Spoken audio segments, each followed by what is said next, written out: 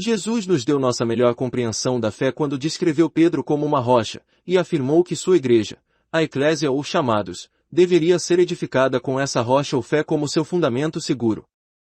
Nesse sentido, a fé representa a substância, o princípio básico e subjacente de toda manifestação. Ora, a fé é a certeza das coisas que se esperam, a convicção das coisas que se não veem. É bem possível possuir uma realidade que não pode ser vista, tocada ou compreendida por nenhum dos sentidos externos. É fé quando estamos plenamente conscientes de coisas não vistas, e temos a certeza de coisas ainda não manifestadas. Em outras palavras, a fé é aquela consciência em nós da realidade da substância invisível e dos atributos da mente pelos quais nos apegamos a ela. Devemos perceber que a mente faz coisas reais. Apenas um pensamento, ou apenas uma mera ideia, às vezes dizemos levianamente, sem pensar que esses pensamentos e ideias são as realidades eternas a partir das quais construímos nossa vida e nosso mundo. A fé é o poder de percepção da mente ligado ao poder de moldar a substância. Você ouve falar de uma certa proposição que lhe agrada e diz, tenho fé nessa proposição. Algum homem cujo caráter parece certo é descrito para você e você diz, tenho fé nesse homem. O que você quer dizer com ter fé? Você quer dizer que certas características de homens ou coisas o atraem, e estas imediatamente começam um trabalho construtivo em sua mente. O que é esse trabalho? É o trabalho de fazer a proposição ao homem real para sua consciência. O caráter e os atributos das coisas em sua mente tornam-se substanciais para você por causa de sua fé. O ofício da fé é tomar ideias abstratas e dar-lhes forma definida em substância. As ideias são abstratas e sem forma para nós até que se tornem substância, a substância da fé. Um trabalho muito importante na cultura da alma é o estabelecimento de uma substância de fé. Uma vez que discernimos esta lei da edificação da alma pela fé, encontramos as escrituras hebraicas repletas de ilustrações dela. O capítulo 1 do Evangelho de Lucas nos conta como Isabel e Zacarias foram informados por um anjo que teriam um filho e que seu nome seria João.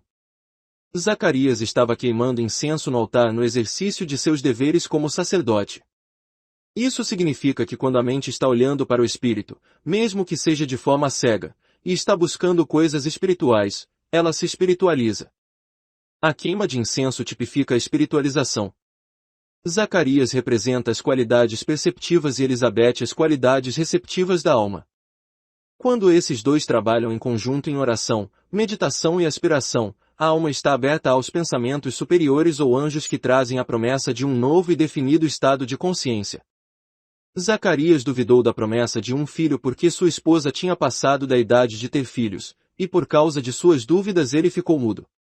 Isso significa que quando percebemos a verdade espiritual e duvidamos dela, retardamos sua expressão externa, não pode ser falado em manifestação através de nós por causa de nossa dúvida. Todo o crescimento é então lançado sobre a alma. Elizabeth se escondeu por 5 meses, mas quando a alma começa a sentir a presença do novo ego ou novo estado de consciência, então voltamos à expressão da fé, a fala de Zacarias é restaurada. Foi da mesma forma na geração de Jesus. Uma promessa foi feita primeiro a Maria, e José foi assegurado de que a criança era descendente do Espírito Santo. Isso representa um passo ainda mais alto na obra da fé. O nascimento de João Batista é a percepção intelectual da verdade. O intelecto apreende a verdade primeiro. O próximo passo é trazer à tona a substância e a vida no subconsciente. Quando nos entregamos inteiramente ao Espírito, podemos fazer coisas sem saber exatamente por quê. Isso é porque a fé está operando em nós, e mesmo que não conheçamos a lei e não possamos explicar a fé à consciência externa, ela continua a fazer seu trabalho perfeito e eventualmente produz a demonstração. Não tema o poder que faz as coisas no invisível. Quando você tiver uma forte percepção de algo que sua mente interior lhe diz que é verdadeiro e bom, haja de acordo com isso e sua demonstração virá. É assim que uma fé viva funciona, e é a lei da sua palavra criativa. A fé também pode ter o entendimento adicionado a ela. Chamamos nossas faculdades espirituais de nosso subconsciente. Quando Jesus fez algumas de suas obras mais notáveis, ele teve com ele Pedro, Tiago e João. Pedro representa a fé, Tiago a sabedoria ou julgamento e João o amor. Essas três faculdades, quando expressas juntas na mente, realizam aparentes milagres. Você invocou fé nas coisas espirituais, você tem fé em Deus e cultivou sua unidade com a mente única. Se você usar o julgamento espiritual e fizer seu trabalho com amor, você se tornará um professor em Israel. Para ter compreensão da lei através da qual ganhamos ou perdemos no uso da substância invisível, devemos usar a discriminação ou o julgamento. Há uma inteligência orientadora sempre presente que podemos nos apoderar e tornar nossa. É nosso. Pertence a nós e é nosso direito de nascença conhecê-lo e usá-lo. Alguns metafísicos pensam erroneamente que devem ter experiências difíceis para apreciar as melhores coisas da vida. Eles acham que a pobreza é uma bênção porque educa as pessoas para a apreciação da abundância quando a obtêm. Eles dizem que é a vontade de Deus que tenhamos tempos difíceis e bons, festas e fomes. Isso não é logicamente verdade quando você considera Deus como princípio. Se você pensa em Deus como um homem que arbitrariamente dá ou retém pelo exercício de sua vontade pessoal, você pode chegar a tal conclusão. Mas Deus é imutável, e se Ele der um momento, Ele continuará dando eternamente. É sua natureza dar, e sua natureza é eternamente a mesma. Quando você fala de tempos difíceis, fomes, carências, você está falando de algo que não tem lugar na mente de Deus. Você não está reconhecendo Deus em todos os seus caminhos, mas está reconhecendo o erro e afirmando que o mundo tem sua fonte nas coisas externas. Você deve se virar e entrar nessa consciência, que é na mente, no espírito, a abundância. Muitas vezes nos perguntamos como Jesus poderia multiplicar os 5 pães e 2 peixes para satisfazer a fome de 5.000 pessoas. Isso foi feito através de um profundo conhecimento desta lei. Os 5 pães representam os 5 aplicação sensorial da substância divina. Os 2 peixes representam o fermento ou poder multiplicador colocado na substância, a fonte do aumento. Dizem-nos que se o fermento de um único conjunto de pão pudesse aumentar, ele preencheria um espaço maior que este planeta. Isso mostra que não há limite para o poder crescente da substância elementar. Cabe a nós usarmos como Jesus usou esse poder. Não foi um milagre, mas algo que todos nós temos dentro de nós como uma habilidade não despertada e que podemos aprender a desenvolver e usar como Jesus fez. Jesus entrou no silêncio, orou e abençoou a substância em mãos. Se quisermos multiplicar e aumentar o poder, a substância e a vida em nós e ao nosso comando, devemos ficar muito quietos e perceber que nosso recurso é o Espírito, que é Deus e que está aqui em toda a sua plenitude. Devemos entrar em contato com ela com fé. Então a encontraremos brotando dentro de nós. Alguns de vocês, sem dúvida, tiveram essa experiência. Mas se você simplesmente deixar escorrer sem entendê-lo, não terá nenhum benefício. Aqui está a chave para esta vida e substância que você sente quando se senta em silêncio. Você deve começar a falar essas palavras com poder e autoridade. Quando há uma crença mundial na depressão financeira, falta de circulação, estagnação, as coisas não acontecem como esperamos e desenvolvemos medo, uma crença na falta de circulação do dinheiro. Mas se conhecermos a lei, não cairemos nesse pensamento de medo.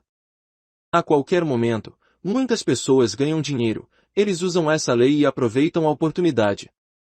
Devemos abençoar tudo o que temos, pois podemos aumentar e multiplicar o que temos falando palavras. Jesus disse que suas palavras eram espírito e vida. Você já pensou que sua palavra está carregada de grande força de vida espiritual? Isso é. Cuidado com suas palavras. O homem deve ser responsabilizado por sua palavra mais leve. Se você falar sobre a substância de uma forma negativa, suas finanças serão reduzidas, mas se você falar sobre isso de uma forma ampla e apreciativa, você será próspero. Se pudéssemos liberar a energia nos átomos que os cientistas nos falam, poderíamos abastecer o mundo. Este poder está dentro de cada um de nós. Podemos começar liberando as pequenas ideias que temos e fazendo-as encher o mundo com pensamentos de abundância. Devemos perceber que todo o poder nos é dado no céu e na terra, como Jesus disse. Ele disse a seus apóstolos que eles deveriam receber poder quando o Espírito Santo viesse sobre eles. Foi-lhes dito que subissem ao cenáculo, no alto da cabeça, onde forças começam a formação de novas ideias. Depois de entrar na consciência espiritual e receber a vivificação, fale a palavra com autoridade e poder, concentrando a atenção no centro de poder na garganta. Achamos eficaz falar as palavras em voz alta e depois voltar para o outro lado Galileia, como Jesus fazia muitas vezes, para descansar e falá-las novamente em silêncio.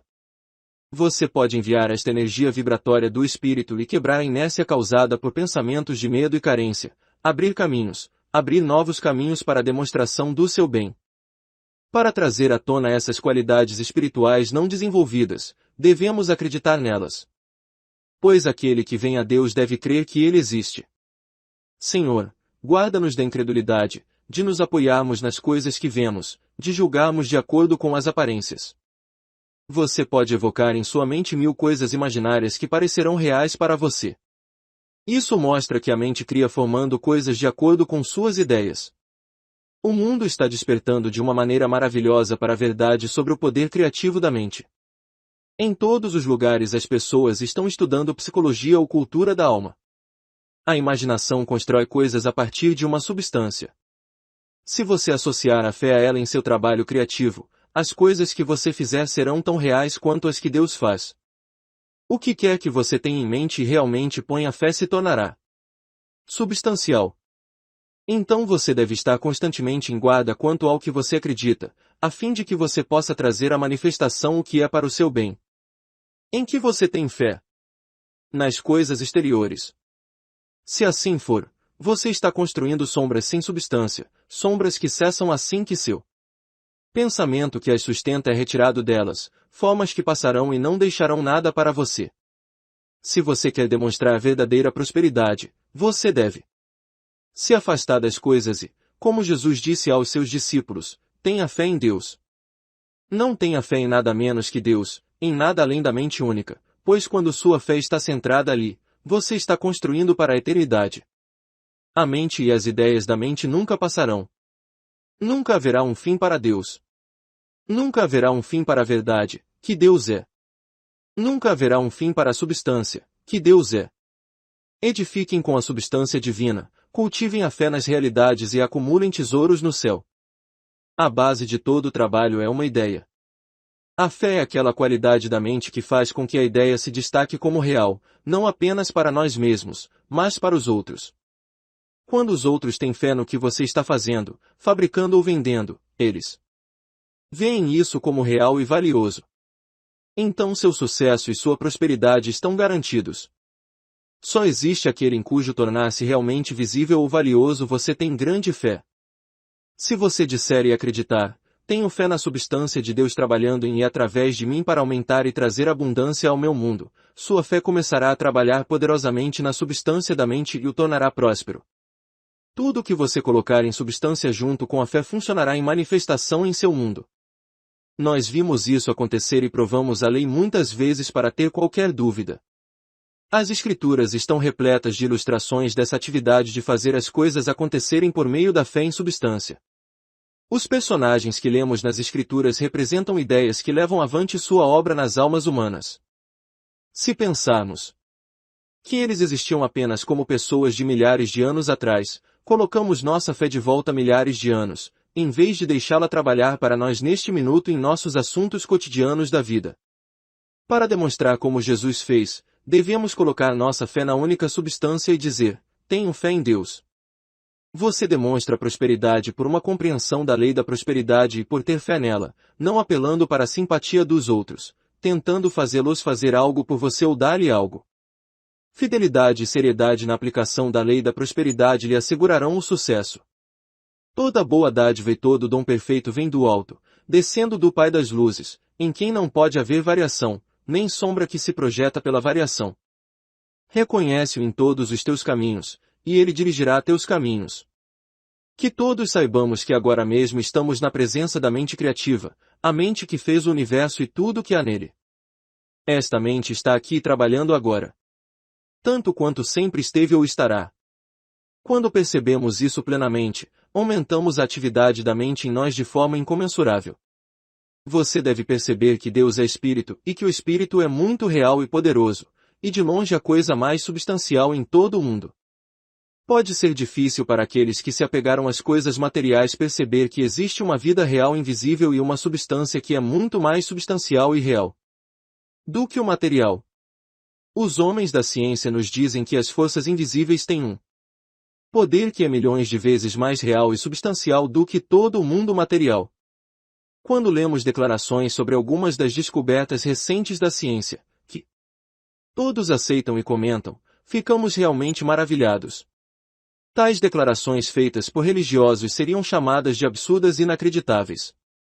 No entanto, a religião tem feito as mesmas declarações de maneiras diferentes por milhares de anos. Agora a ciência está ajudando a religião provando-os.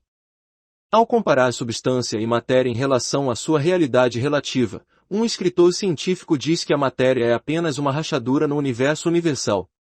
Substância é a substância universal que o homem está manuseando o tempo todo com sua mente espiritual. Através de seus pensamentos você lida com a maravilhosa substância espiritual, e ela toma forma em sua consciência de acordo com seu pensamento sobre ela. É por isso que devemos manter o pensamento de sabedoria e entendimento divinos, para que possamos usar esses poderes da mente criativa com retidão. Nós os usamos o tempo todo, consciente ou inconscientemente, e devemos usá-los para nossa vantagem e bênção. Toda vez que você diz, estou com pouco dinheiro, não tenho tanto dinheiro quanto preciso, você está colocando um limite na substância em sua própria consciência. Isso é sabedoria. Você quer um suprimento maior, não um suprimento limitado de substância. Portanto, é importante observar seus pensamentos para que o suprimento maior possa passar por sua mente e entrar em seus negócios. Diga a si mesmo, sou descendente de Deus e devo pensar como Deus pensa. Portanto, não posso pensar em nenhuma carência ou limitação. É impossível que nesta mente universal que preenche tudo possa haver algo como ausência. Não há falta de nada em qualquer lugar na realidade. A única falta é o medo da falta na mente do homem. Não precisamos superar nenhuma falta, mas devemos superar o medo da falta. Esse medo da falta levou os homens a especular para acumular substância e ter muito dela armazenada. Isso causou um medo ainda maior da falta em outros homens, e a situação foi ficando cada vez pior até que se tornou geralmente acreditado que devemos empilhar os símbolos materiais de substância para uma possível falta no futuro. Tentamos esse sistema e descobrimos que ele sempre falha. Devemos aprender a entender a lei divina do suprimento e o plano original, que é que temos a cada dia nosso pão de cada dia. Isso é tudo o que realmente queremos, apenas a quantidade de coisas que precisamos para o uso de hoje, mais a garantia absoluta de que o suprimento para as necessidades de amanhã estará lá quando o amanhã chegar. Essa garantia não pode ser encontrada em acumular ou empilhar, como aprendemos pela experiência. Pode ser obtido se tivermos fé e entendermos a verdade sobre a substância onipresente sempre disponível. Qualquer coisa menos do que as necessidades de hoje não é suficiente. Qualquer coisa mais do que precisamos para hoje é um fardo. Comecemos com a proposição fundamental de que a fartura para você e para mim e que a substância está aqui o tempo todo, suprindo-nos com todas as coisas necessárias, de acordo com nosso pensamento e palavra. De manhã, imediatamente ao acordar, tenha um pensamento meditativo tranquilo. Uma boa declaração fundamental para manter em silêncio é: que as palavras da minha boca e a meditação do meu coração seja aceitável aos teus olhos. Ó Deus, minha rocha e meu redentor. Pense no significado dessas palavras enquanto medita nelas. As palavras de sua boca e os pensamentos de seu coração estão agora e sempre moldando a substância espiritual e trazendo-a à manifestação. Eles não serão aceitáveis ao Senhor a menos que tragam à manifestação coisas que são verdadeiras, amáveis e totalmente boas. Depois de sua meditação matinal, quando você tiver declarado a onipresença e a totalidade do bem, receba-o como verdadeiro, e vá para as atividades do dia com fé de que todas as coisas necessárias são fornecidas e seu bem deve vir. O solo e a substância onipresente têm muitos nomes. Jesus o chamou de reino dos céus. Moisés em Gênesis o chamou de jardim do Éden. A ciência diz que é o éter. Nós vivemos nele como os peixes vivem no mar, e ele vive em nós e nos supre com todas as coisas de acordo com nossos pensamentos. Quando você começar a trabalhar, pare um momento e declare: coloco Deus diante de mim neste dia, para guiar e guardar, para me proteger e me fazer prosperar.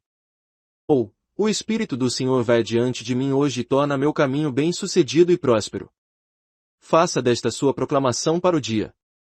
Decrete que assim seja, e o Senhor o fará acontecer. Durante o dia, se um pensamento de carência ou limitação deve perturbá-lo por um momento, bana-o imediatamente com a declaração: Deus é meu pastor, nada me faltará. Quando sua mente voltar novamente ao assunto da prosperidade, perceba mais fortemente que sua prosperidade vem de Deus. Ele veio com você de Deus, de seu contato com a mente de Deus em seu silêncio, e sua prosperidade está com você onde quer que esteja.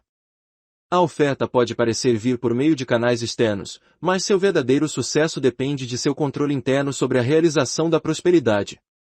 Seja grato pelo suprimento que vem por meio de canais externos, mas não limite a doação de Deus a nenhum canal. Olhe para ele e seja próspero. Algumas orações da prosperidade. Estou sempre provido porque tenho fé em Ti, ó Senhor, como minha abundância onipresente. Tenho fé em Ti como meu recurso onipotente e confio em Ti para me preservar em minha prosperidade. Confio no Espírito universal de prosperidade em todos os meus negócios. Venho a Ti, meu Deus, porque creio que o Senhor existe diante daqueles que o buscam. Lição 4. Homem, a entrada e saída da mente divina. As posses do Pai não estão em ações e títulos, mas nas possibilidades divinas implantadas na mente e na alma de cada homem. Através da mente do homem as ideias são trazidas à existência. Através da alma do homem, a riqueza do amor de Deus encontra sua expressão. É bem dito que a mente é o cadinho no qual o ideal é transmutado em real. Este processo de transformação é a química espiritual que devemos aprender antes de estarmos prontos para trabalhar inteligentemente no grande laboratório da substância do Pai. Não há falta de material ali para formar o que quisermos, e todos podemos recorrer a ele como um recurso de acordo com nosso propósito. A riqueza da consciência se expressará na riqueza da manifestação. Aquele que conhece o princípio tem uma certa segurança interior que lhe é dada pela compreensão da mente de Deus. Nossas afirmações têm o propósito de estabelecer em nossa consciência uma ampla compreensão dos princípios dos quais toda a vida e existência dependem. Nossa religião é baseada em uma ciência na qual as ideias estão relacionadas ao princípio e a outras ideias em uma grande mente universal que funciona sob leis mentais. Não é uma nova religião nem uma moda religiosa, mas aponta o real e o verdadeiro em qualquer religião. Se você conhece o princípio, você é capaz de saber imediatamente se uma religião é fundada em fatos ou tem uma base de ideias feitas pelo homem. Para demonstrar o princípio devemos continuar nos estabelecendo em certas declarações da lei. Quanto mais frequentemente você apresenta à sua mente uma proposição lógica e verdadeira, mais forte se torna esse sentimento interior de segurança para você. A mente do homem é construída sobre a verdade e quanto mais clara for sua compreensão da verdade, mais substancial sua mente se tornará. Há uma relação definida e íntima entre o que chamamos de verdade e essa substância universal do ser. Quando a mente única é posta em ação em sua mente pelo seu pensamento sobre ela, ela se apodera da substância pela lei da atração ou simpatia do pensamento. Assim, quanto mais você souber sobre Deus, mais bem-sucedido será no manejo do seu corpo e de todos os seus assuntos. Quanto mais você souber sobre Deus, mais saudável você será e, claro, quanto mais saudável você for, mais feliz, mais bonito e melhor você será em todos os sentidos. Se você souber como se apoderar da substância universal e moldá-la aos seus usos, você será próspero.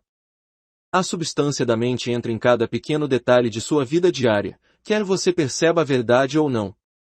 No entanto, para estabelecer-se com uma certa segurança na posse e uso da vida universal, amor, inteligência e substância, você deve obter uma consciência disso primeiro vendo mentalmente a verdade. Toda ação verdadeira é regida por lei. Nada simplesmente acontece. Não há milagres. Não existe sorte. Nada vem por acaso.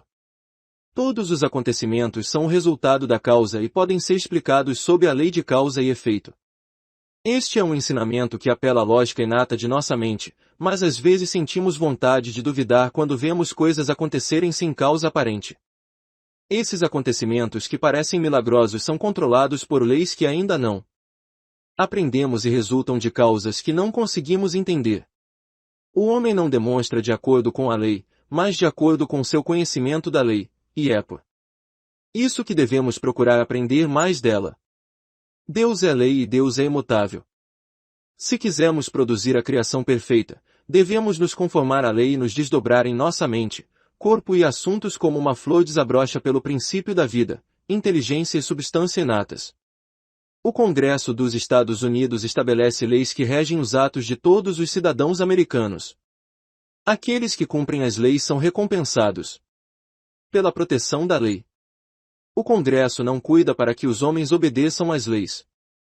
Isso é deixado para o Departamento Executivo do Governo. A mesma coisa acontece com a lei universal. Deus ordenou a lei, mas não nos obriga a segui-la. Temos livre-arbítrio, e a maneira de agir é deixada inteiramente para nós. Quando conhecemos a lei e trabalhamos com ela, somos recompensados por sua proteção e a usamos para o nosso bem. Se quebrarmos a lei universal, sofremos limitações, assim como um infrator condenado é limitado a uma cela ou prisão. O Espírito Santo é o funcionário executivo por meio do qual a mente divina impõe suas leis. Você pode ver a partir desta consideração que Deus concedeu o poder da mente divina a cada homem. Você está usando seu organismo, corpo, mente e alma para cumprir uma lei que Deus estabeleceu como guia para toda a criação. Se você cumprir esta missão com retidão, você não pode deixar de obter os resultados justos. Se você deixar de viver de acordo com a lei e bem, isso é problema seu. Deus não pode evitar se você não estiver seguindo a lei e demonstrando saúde, felicidade, prosperidade e todo o bem. Blackstone disse que a lei é uma regra de ação.